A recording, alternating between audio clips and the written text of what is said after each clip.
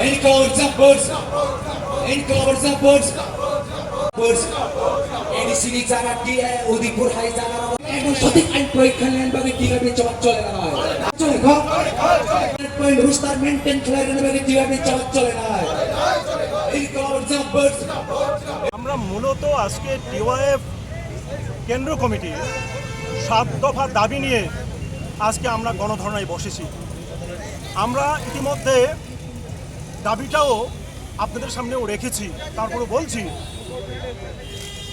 রাজ্য সরকারের বিভিন্ন দপ্তরে 51,784টা পদ শূন্য পদ পড়ে আছে।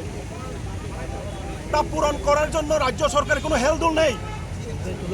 আমরা তাই আজকে বাধ্য হয়েছি এই দাবি তুলবার জন্য যে রাজ্যের বেকার যুবক যুবতীদের চাকরি প্রদানের জন্য যে প্রক্রিয়া গ্রহণ তারা করছে না, অতি দ্রুত তারা পদক্ষেপ গ্রহণ করে 51,784টা শূন্য পদ পূরণ করো। আমরা 2 নম্বরে রেখেছি, আপনারা ইতিমধ্যেই দেখেছেন এডিসি প্রশাসনের মাধ্যমে প্রায় 120টি এলডিসি পদ সহ বিভিন্ন ডিপার্টমেন্টে তারা নিয়োগ করেছেন।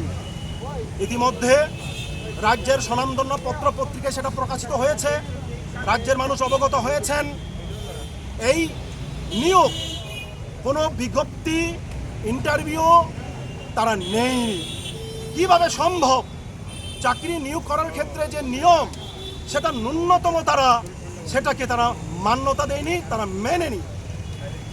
প্রায় 120টা এবং তারও বেশি আমরা শুনতে পাচ্ছি। এটা বেনিয়ম, এটা অন্যায়। এই 120টা যে পদ নিয়োগ করা হয়েছে সেটাকে অবিলম্বে বন্ধ করতে হবে এবং নতুন করে 120টা এবং যদি তারও বেশি হয় সেই নিয়োগ প্রক্রিয়া স্বচ্ছতার মাধ্যমে নিয়োগ করা হোক। আপনারা দেখেছেন 2024-এর ফেব্রুয়ারি মাসে একটা বিজ্ঞপ্তি বেরিয়েছিল, রাজ্যের বিভিন্ন সংবাদপত্রে সেটা বেরিয়েছে।